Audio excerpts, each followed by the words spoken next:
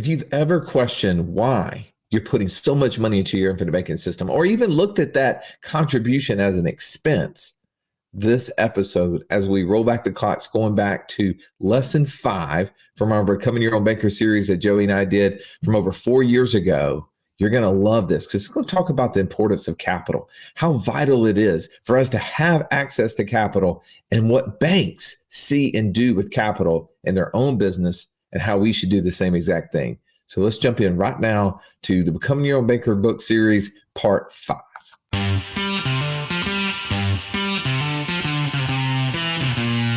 Welcome to the Wealth Without Wall Street podcast, your guide to understanding how to get out of the Wall Street rat race and start your own mailbox money lifestyle. Now, don't let these handsome Southern draws fool you. These financial minds are teaching our country to enhance savings, increase cash flow, and create passive income, all without the help of Wall Street. Are you ready to break through? Now here are your hosts, Russ Morgan and Joey Murray. Welcome. This is the Wealth Without Wall Street podcast. Your host, Joey, the Italian Stallion Murray, joined by Russ, the Idea Guy Morgan. Russ, we are continuing to review Becoming Your Own Banker, the epic book by Nash that all this is based off of. Can you believe we're already in our 5th episode on this book? Yeah, and at this pace, we may finish this within 6 months. We're only on page 19 and 20, by the way. I love this, Joe. You and I love to go fast on a lot of things, and I know some of you are listening to this like, Russ, you talk so slow. I have to put this on in order to actually hear you in my normal voice. So I know we don't talk fast, but we tend to go fast. But as it relates to this book, it's fun going through it 2 pages at a time. Well, you and I have different ideas on this because we've never really talked about this book individually, one-on-one at this pace. So there's things that you've been thinking this whole time, things that I've been thinking. And I'm sure if you've read this book, you have been having your own thoughts. So I'm glad we can all kind of collaborate here. So today, we're going to actually break down, again, page 19 and 20, creating a bank like the ones you already know about. And what Nelson goes through, he starts off with this really onerous process, right?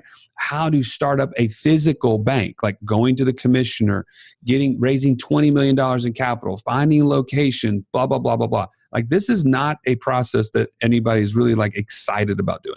Well, and I think it kind of points back to what he had covered 2 chapters ago within the grocery store. He said there's a lot of work to get into that business. And then last episode, when we talked about the problem and controlling your environment, it's really all of this is culminating into what does a bank do? How does it make money? So really quickly, Stallion, I got to share the story. Sunday morning, I'm sitting in Sunday school. I'm talking to an older guy. He's probably in his mid to late 50s. And we're just talking about life. And I kind of shared with him some stuff going on in mine. And I said, tell me about your life. And he said, yeah, I'm just really like looking forward to the end of my working career. Oh man, wow. Well, tell me, what would you do? This is my famous question I love to ask when I'm talking to people about, when they want to quote unquote retire. I say, what would you do with all that spare time? Because I know this guy is an architect. He probably spends 50, 60 hours easy a week working. What are you going to do with all that free time? And so you kind of start sharing, volunteer work. And I'm thinking, that takes 10 hours of the week. What are you doing with the other 75, But at the end of the day, as he started talking it out, he said, well, really, if I just had something that fit my schedule better, right? Right now, my job is pretty demanding. It's taking all my time. I really love what I do. And he started telling me about all these different ideas of opportunities that exist. And I start asking him question and question and question. And he finally turns around and looks at me, Stallion, and says, well, you've given me a homework assignment, hadn't you? And I was like, man, I'm sorry. That's just what I do. And he says, well, how does that have anything to do with finance? Interesting. What do you think helping invest in ourselves, finding ways to control our environment has to do with finance? Well, it has everything to do with it, right? It does. But that's the opposite of way people have been taught. They've been taught to give their money to others and let somebody else control the environment. It's like literally looking at the Weather Channel, hoping you can go play golf. Because, you want the weather guy to dictate whether or not you can have an event outside? That is not a very successful opportunity. That's right. So let's talk about that. What was really on the other side of finance in his mind was the fact that he could get what he really wants, which is time freedom. It has nothing to necessarily do with what he's doing, has everything to do with what he wants to happen. And finance is the means to the end. So thus, the importance of creating a bank is because it's going to enhance or make us get to that end goal faster. True or false? Absolutely true. And even more so, think about the fact of surrounding yourself with the community. We just advertised the fact that we have this community coming up, and we really want you to sign up. We are going to send you out this stuff, whether or not you get in the community or not. I think you're going to want to, the amount of things that you're going to have. But here's one of the key points that's going to come out of that community is you're going to be surrounded by other people pursuing freedom to control their environment, freedom to control their time. Yeah, and who are you going to learn from? The people around you that are just stuck in the rut of everyday life, or the people that are striving and looking for ways to get there faster, more efficiently? This is absolutely invaluable. Well, and today we're talking about how banks work, right? These are, we're going to do these weekly trainings inside of this community. And one of the things that we love to do is just teach some very basic things, but it wasn't basic to us when we first learned it. So when you read page 19 and Nelson Nash starts saying, hey, look, I don't mind telling people something very simple, because if 3 out of 5 people don't realize we have to import oil, we can get down to the basics. And he says, most people don't understand that when a bank starts up, they have to build up all of this capital, go through all this rigorous like startup, like to get the charter and to get a building and to hire employees. They have to raise this huge amount of money, but most people don't realize that a bank cannot lend their own capital. Whose money do they lend? Wait a minute. People are saying, wait a minute, a bank has capital. That's how they lend me money, right, Russ? I mean, come on. The answer is no. You can't. No. Banks cannot lend their own money. Whose money do they lend? Ours, the depositors. They lend deposits. That's why when you see a brand new bank start up, it's going to start ringing some bells to you, and you see all those little banners and the billboards and the 3 times a return on your money market account that everybody else is giving you. What are they doing, Joey? They are enticing you. They're buying your deposits. Yeah, they're trying to get you to buy into putting money on deposit with them so that they can raise that capital. In real estate, they have a sign that's called "We Buy Ugly Houses." What do they want you to do? They want you to call them so that they can buy your house and they can turn around and flip it. A bank who starts up, what they do is they say, "We buy cheap depositors' money." That's what we buy deposits. We need money because we need money to go lend to make money. Now, isn't that what we've been saying from day one on this podcast, though, Russ? The banks and Wall Street have us focused on one thing, and that's it: interest rate. So when you drive by and you see those banners and it's like, oh, I know my bank account right now is only paying me 0.2%, but this bank's going to give me 2.5% for my money. I immediately say, oh, well, I need to move my money there because of the interest rate. Yeah. Well, in 2016, I'll give you 2016's numbers because I'm too cheap to go by the 2017 or 2018 numbers from Bank of America, but we got this one, right? So under this report, it shows exactly what Bank of America's deposits were for 2016, $860 billion. That's a lot of money, by the way. For that $860 billion, they were really uber kind. They sent $1.9 billion in interest payments to those depositors. Like, yay, clap, clap, right? Wow. Good job. Now, what did they do with those deposits? They turned around and lend it to somebody. Probably to the same people that have deposits, by the way. Exactly, they did, because they got car payments, they got relationship pricing on those loans. That's right. What would you like to think that they lent that $860 billion, paying $1.9 billion? Would you like to know how much they earned in interest on those deposits? Sure, hit me with it. $44.8 billion. So they paid out a whopping 0.2% to depositors, and they turned around and earned a 5.2% on those depositors' money. Wow. Okay, so let's break that down. It sounds like a very simple thing, but let's actually take it one step further. They sent out 0.2% and they earned 5.2%. So simply, it sounds like there's a 5% difference. Right, yeah. That's what the bank made was 5%, right? But what really actually happened? it's a 26-to-1 ratio. That's a 2,600% spread. Okay. If people aren't following that, here's the bottom line on that. I'm a visual learner. So what we're going to do is we're going to put a video in the show notes that shows this so you can see what's actually happening, the math behind it. You're not just taking our word for it. Please don't do that.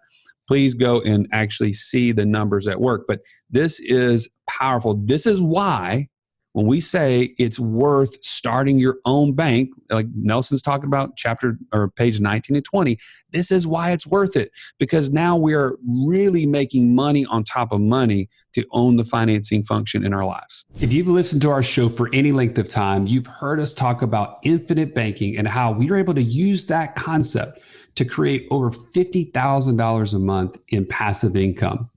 But it's just not that easy to figure out, how does this all connect into my own personal system? Stallion, that's why we created the passive income operating system, bro. It shows you how to turn active income into passive income. It makes all the steps come together. If you would like to get access to it as a podcast listener, we've never given this away in public before. Go to what'swhatwallstreet.com/PIOS. There was nothing worse than walking into class when you're in school and the teacher saying, pop quiz day. Why? Because you were unprepared. Are you unprepared, though, for financial freedom? Don't be. Find out how close you are by taking our 30-second quiz at wealthwithoutwallstreet.com/quiz. All right, so he goes through and he says, all right, let's talk about banks. Let's talk about the First National Bank of Midland, Texas. He says this was the richest city in America per capita at the time. He said they had a loan portfolio of $1.5 billion. And here was the catch. 26% of those loans were non-performing or not getting the money back. Yeah, that means people ain't paying. Yeah. Well, he did a little research on this over time, and he realized that the majority of the 26% that wasn't being paid back was from the owners. So, okay, make another little reference here. What we talked about 2 chapters ago, Nelson said, that's called stealing the peas, borrowing and not paying back. Yeah, he found out that basically all of these guys there who were kind of shareholders of the bank and board members were getting all of these loans and giving loans to themselves and going out and, doing oil rigs and stuff like that because there's a big energy crisis at the time. And they thought they're all going to go make millions of dollars. So none of them were making loan repayments back. And then when the whole energy crisis was over, all those oil businesses dried up, and hence the bank that lent them the money that was really their golden goose, if you will, it actually died. Yeah, so they not only lost their oil business, but they lost their bank business. The bank went under. Now, here's a really interesting thing, because sometimes when we hear banks going under, we think about old trusty FDIC. I mean, doesn't that make you feel good? Just got good guarantee. Russ, don't do it to him, Russ. Don't do it to him, man. I mean, I'm thinking Tommy Boy right here. I'm thinking about taking a crap in a box and smacking guarantee on it. I mean, you got to remember the classic Tommy Boy example there, but that's really when he starts breaking out. He says, did you know that the First National Bank of Midland, Texas at the time was the nation's largest bank? And when it went under, the losses on that bank were larger than the FDIC's total reserve balance. I did not know that. So if the FDIC did not go under, how in the world did they make it through if just one bank alone had more losses than their reserve balance? Somebody had to get bailed out. Who did that bailing? I think I was too young at the time, but taxpayers. That's right. Those people who go to work every day, makes money, builds things and pays for things, turns around and bailed out the banks. Well, hey, trusted government came around here not too recently and changed some laws on that. They created something called the Dodd-Frank Act. And our friends over at the Laura Murphy division, I forget whatever I said. I said division. It's like they're an army unit or something. we have a Laura Murphy division at Wealth Without Street, all that. That's right. Laura Murphy report, they actually disclosed a bunch of the stuff. So Carlos Lara dug through some of those things. He's used to looking at bailing businesses. So he went and looked up what was in that act and realized that they no longer have a bailout for banks, Joey. They have what's called a bail-in. Wow, that sounds like you're in a boat and people are throwing water in it. That's right. Yeah, you're in the boat and they're going to help you sink it, right? It's like you're sitting on the Titanic and you're like shoveling water into the boat. Yeah, that's the opposite of what I want to do. Okay, so if you'd like to know what a bail-in is, with bail-out is when people outside of the boat are helping you. When it's inside of the boat, the outside of the people are sitting back laughing, eating popcorn, and watching you sink. That's kind of what this is. Basically, they said the people who have deposits on the at a bank, they automatically get those deposits exchanged for shares of the bank. Ah, wow, that sounds good. Isn't that awesome? I mean, you got to create liquidity. So, hey, those who, if keeping, tens of thousands, hundreds of thousands of dollars on deposit at the bank, congratulations, you are a new shareholder Of a failing business. This is terrible. Yeah, this is not where you want to be. But if you think about that as business owners, what happens? We tend to get really busy. We tend to leave large amounts of cash on deposit at banks because we're so busy, we don't even think about it. You and I, we see that little average daily ledger balance, and you go look at the math on that. We know that, one, inflation is killing us, right? Yes. Just that money sitting on deposit for long periods of time is killing us. The 0% return is not helping the cause either. And it's just this idle cash. Well, what happens if we did have a failure in the banking system, the FDIC couldn't bail it out, then ta-da, we now own bank stock. Congratulations. Yeah, but isn't it, I mean, at the very bare minimum here, you have money in a bank account. Whether or not we're talking about this, we're not trying to scare you with the whole Dodd-Frank thing. We're just trying to be real. Oh, I'm scaring you. If you're not scared, I would be scared. This isn't a scare tactic. This is literally, I'm scared. But okay, well, Russ is scaring you. But if we're really thinking about this thing, you don't feel good about having hundreds of thousands of dollars in a bank account, right? Because you know it's not working for you. It's just a placeholder. It might as well be in a mattress somewhere. And so we all have felt that at some point or another. Man, I got to get this money working for me. This is not the place to do it. Thus the reason why we are using a much better savings tool. Now, of course, Nelson gets into the next chapter actually breaking down how a dividend-paying whole life insurance policy, it becomes the perfect place to build your banking system. But we're going to get into that next time. But this is why we talk about changing the location of where that money resides. Well, but here's the thing is that, if you know that a bank can be a profitable organization, right? I mean, they do make money. Now, we don't have the ability to lend 10 times every dollar we have on deposit. That's the fractional reserve banking that he goes through in this chapter. Nelson calls that a con game, by the way.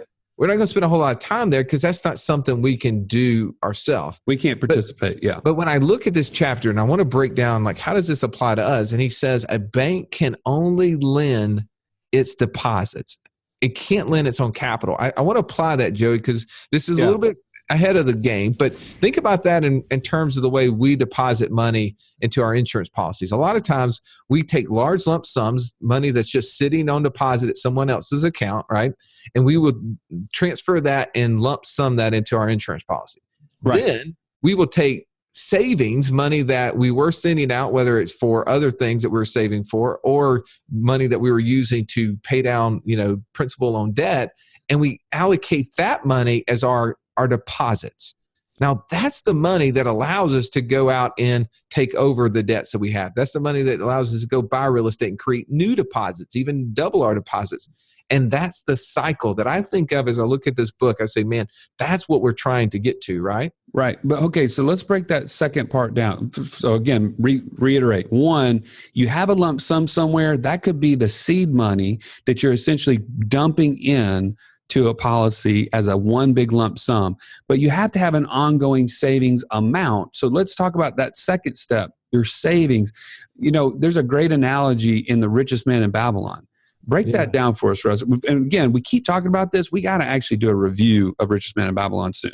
Yeah, Richest Man in Babylon is a wonderful book. It's 100-year-old. George Clayson wrote it. It's kind of written in the Old English, so it's a little bit funny to read. It's something like, start thy purse to fattening or something like that. It has some funny, interesting stories. But the basic premise, what I love, is that the Richest Man of Babylon had the nicest of things, And whenever they started asking him, well, how did you get to this point? He had, these 7 principles, but really the kind of genesis behind it is that he only spent, Joey, 70% of every dollar he made. That included, like in today's terms, taxes, tithing, and other things. Well, that extra 30% is what he was using to multiply his gold. That was what he would say, if you had debts, you should use 20% of that to be paying down on those debts. Right. It's not like if I've got car payments and mortgages, that gets to go into that 20%. No, he's going to say that's part of your lifestyle. Right. The extra pay down stuff that you're trying to do, that should be a part of this 30%. And when we organize our finances in a very simple way, and we say, man, I can live off 70%. And you know what? If I grow my income 50% this year, I get to grow my expenditures. I can do that. It's not like I have to live poor for the rest of my life. Right. But when you have a formula like, hey, I'm going to put 30%, now I know what I can do, and I can start finding ways to do it in ways that will actually increase my wealth. Yeah. So if you, let's say you're reviewing your policies that you have right now, and you're like, man, I'm nowhere near 30%. You got an opportunity. It's not an overnight thing, perhaps. It's maybe you're just stepping into that, but that should be a goal, that we're getting to that point, to getting up to 30%. Here's a question I have, Joey. Do most people see their deposits into their policy, and the insurance company calls those premiums? Do they see those as deposits, or what do they typically see those as? Oh man, this is okay. If you want to stack up, one of the hardest things to get your brain to change thinking on in this process is to stop thinking about deposits into a policy as an expense and more as a deposit. And I just called it a deposit because that's where, you and I have gone through this process too. I'm not saying that we're immune to it, but this is after 10 years of doing it. It's easy to see it as a deposit. But just the other day, I was meeting with a fairly new client, and they were coming to me and they were stressed.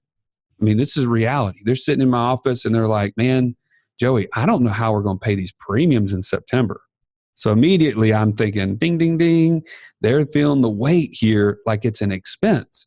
I said, well, so walk me through what's going on. Well, they just bought a car for their son. They're just buying a house. They're transitioning from one house to another. There's a lot of expenses and moving and all these things are going on. And so what's happening is they are spending cash out of one pocket. This would be their traditional bank, their Regions Bank or whoever it is.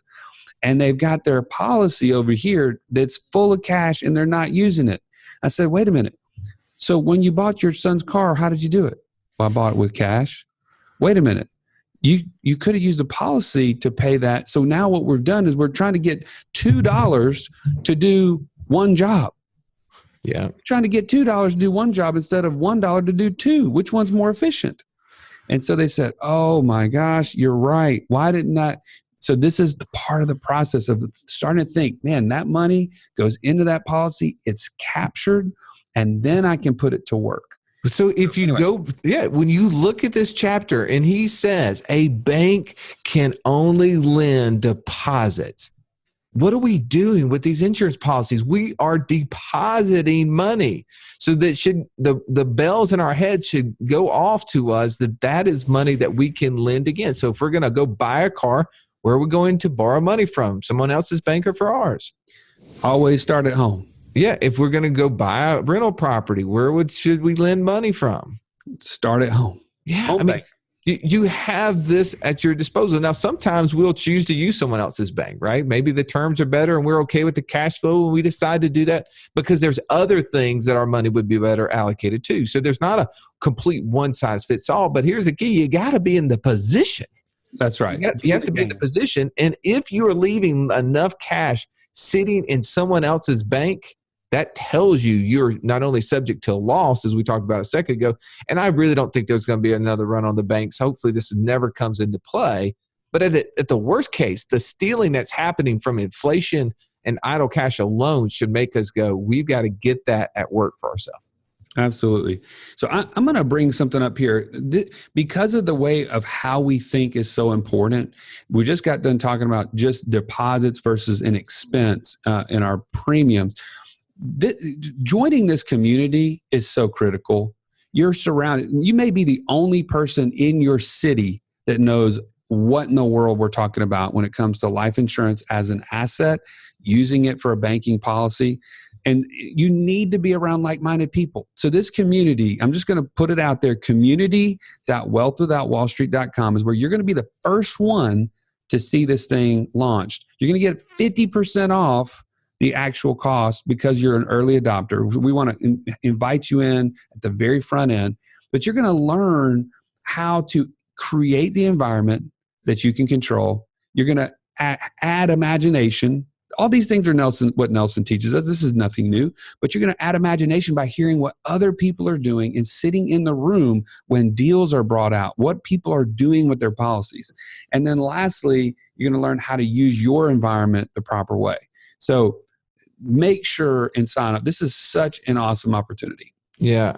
You're going to get to be around like-minded people that's going to help push you to go further. So today's episode was on creating a bank like the ones you already know about. You've already heard us talk a lot about the banking industry. There wasn't probably too many things, but I think the one thing in here for me, the trigger was that thought of, hey, my deposits are the thing for me to lend. So if I can always think of, if I ever get hung up on what is that problem I have with putting more money in here, oh, this is money that I can borrow against. And I'm going to end this part because at the end, he starts talking about sawmills and he starts talking about this concept of cogeneration. I think about that in relationship to our insurance policies, Joey, as we lead into the next chapter that's going to really dive into dividend paying life insurance. What's one of the things that you thought of when you read cogeneration and relationship to our insurance policies? Well, I think the critical thing here is just the correlation with how we are in two businesses at once. Right? We are already operating. In fact, I was just meeting with a business owner today, and he's been working off of a line of credit from a local bank. And he's so excited, man. He finally got that thing paid down, but he knows it's inevitable that he's going to have to borrow against it for cash flow in the future because the business has ebbs and flows. This is the reality of being an entrepreneur business owner. And I put three things on the table, and I said, look, here's you, here's the bank, and here's the cash flow of your business. And I said, there's somebody between you and the cash flow of your business. It's the bank. And that's going to continue to happen the entire time your business is in operation. You can either take the benefit of that and get rid of this third party, or you can allow them to take the benefit. And I said, then we broke down and looked at what the policy would look like for him. And it said that he was going to have $60,000 a year in free cash flow, income tax-free cash flow. That would be the benefit at the end of all this function if he just took the place of the bank. Can you imagine how quickly he said, this is a no-brainer. I'm in the banking business now. I'm just giving it up to somebody else. Yeah, I'm just delegating that to another party that gets all the benefits. So I love the way that this book is helping us think through these subject matters. I want you to continue reading along with us in this book. Next time, we're going to jump into pages 21 through 25. We're going to delve right into dividend paying life insurance. We already know a lot about that, but I'm sure there's a few little nuggets in here that we're going to be able to help you mine through that maybe you didn't see when you read it the first or second time. So as always, thank you so much for joining us on the podcast. This has been the Wealth Without Wall Street podcast. Don't forget to subscribe to the show to break free of the Wall Street mindset and begin building wealth on your own terms in places you understand so that your wealth will never run dry. See you next episode.